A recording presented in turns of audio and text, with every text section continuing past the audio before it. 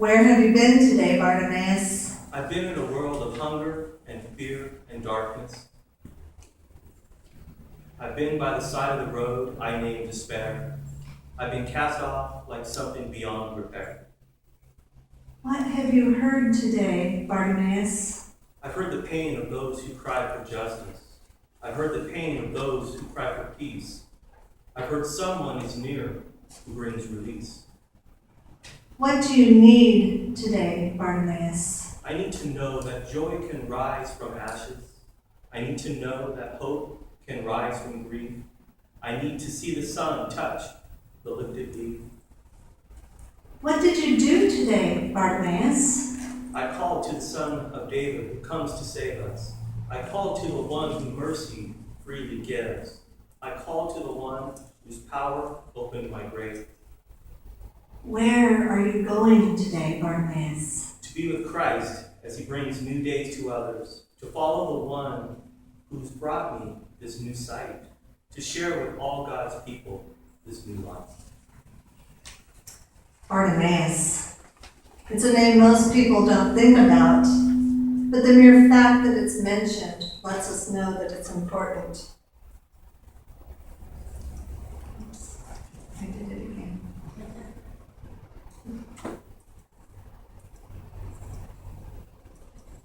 It's not working. There we go.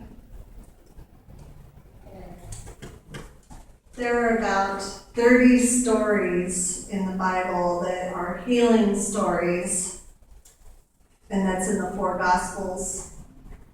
And for the most part, the people who are healed are unnamed. The only other exception I can think of is Lazarus. That was Mary and Martha's brother, who Jesus raised from the grave. The naming of Bartimaeus in Mark 10 then should make us take pause. Bartimaeus, what a name. It's a name that biblical scholars have written much about, and for good reason. Mark seems to enjoy wordplay. Bartimaeus is a linguistic hybrid that's half Aramaic and half Greek. In Mark 10:46, we're given an explanation of the translation of Bartimaeus as the son of Timaeus. Bar is Aramaic for son, and Timaeus is a Greek name.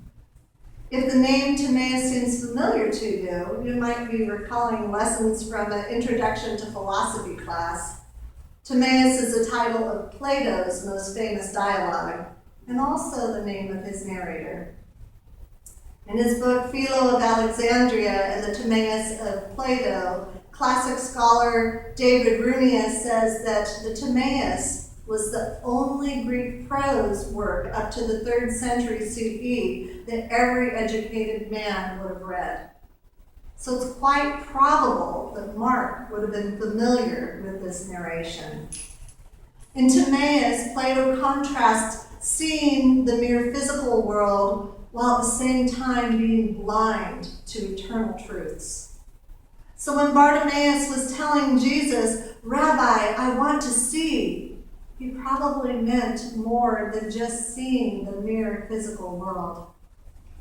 Other scholars point to alternative meanings for the name of Bartimaeus. They look at it as a combination of the Aramaic bar with for the word son with the Greek word timaeos, which means honorable. Looking at it this way, Bartimaeus is the son of honor, or an honored person. Other scholars connect the name to the Hebrew word bartum, which means unclean. If we put these two together, we could see Bartimaeus as a poor blind beggar who might be dishonored and marginalized by Greeks. He might be considered ritually unclean by the Jews. But Mark is putting him in a place of honor, and it's for good reason. As Bartimaeus is calling out to Jesus, the people are telling him to be quiet. They're trying to put him in his place. But Bartimaeus continues to call out, "Son of David, have mercy on me." Mercy. The Greek word used for mercy is eleo. which is used to impart the Hebrew word chesed. Chesed relates steadfast love and covenant loyalty. So Bartimaeus isn't asking for pity, but a sign of chesed and to be welcomed into covenantal community. Bartimaeus may have experienced physical blindness, but he was able to see the reign of God in ways that those around him couldn't. Jesus opens his eyes physically and spiritually. Then he begins to follow Jesus. He wants to be part of Jesus' world-changing work. So how do we fit into this story? When considering the metaphor of spiritual blindness, can we identify the ways we are blind to God's presence? Can we see what God is doing in our midst? Can we recognize how God is moving to expand the reign of God? Do we get stuck sometimes in the ruts of our own making that keep us from engaging in the work of God? Can we see God in our own souls? Meister Eckhart, the great mystic and theologian of the 13th century, said, "Between God and the soul there is no distance." So I wonder, if there's no distance, why sometimes is it so hard to recognize?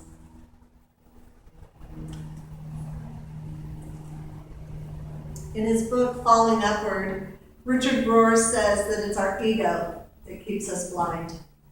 The ego wants to eliminate all bothersome, humiliating, or negative information in order to look good at all costs. It may have been ego that led the people to tell Bartimaeus to be quiet. They didn't want him seen or heard. They may have felt embarrassed by what he was doing, how he was shouting out.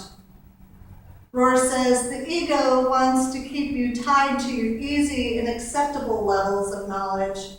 It encourages you to live only from your conscious self, which is really not conscious at all. The ego doesn't want you going down into your personal, unconscious, or as Carl Jung would call it, your shadow self.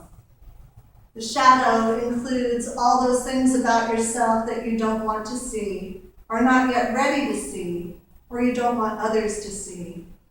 We usually try to hide or deny these parts of ourselves, even from ourselves. But Jung makes it clear that the unconscious isn't bad or evil.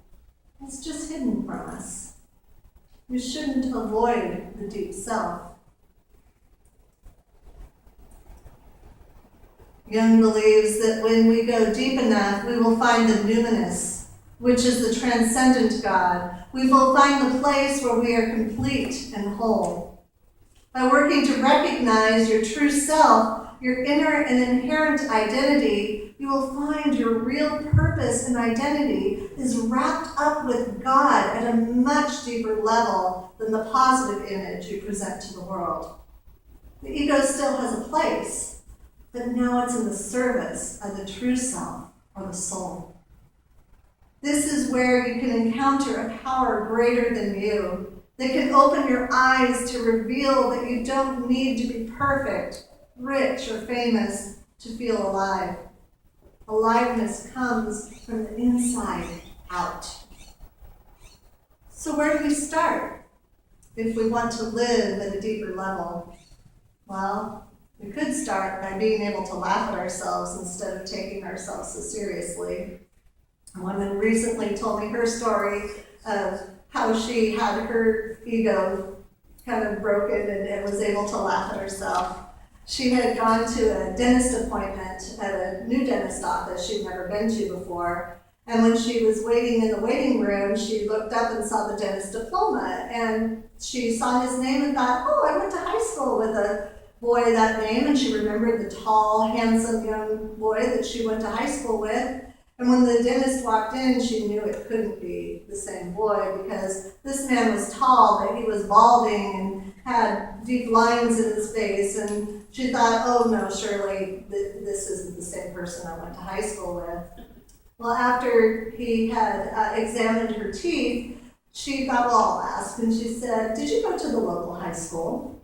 And he said, why, yes, I did. And she said, well, what year did you graduate? And sure enough, it was the year that she had graduated. And she exclaimed, you were in my class. And he looked really close at her and he said, what did you teach? With that, she had a good laugh.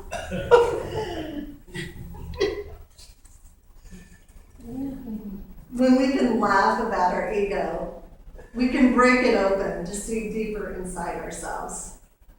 Playfulness and laughter can provide a vital spiritual experience and is sometimes the best therapy of all. Just ask any of the women who attended the women's retreat a few weeks ago, or we can just put Joan and Dolores back in the same room together and they'll get everybody laughing.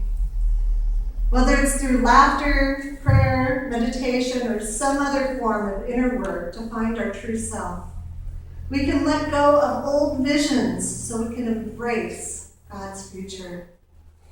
Let us go with Bartimaeus, to be with Christ as he brings new days to others, to follow the one who brings us new sight, to share with all God's people this new life.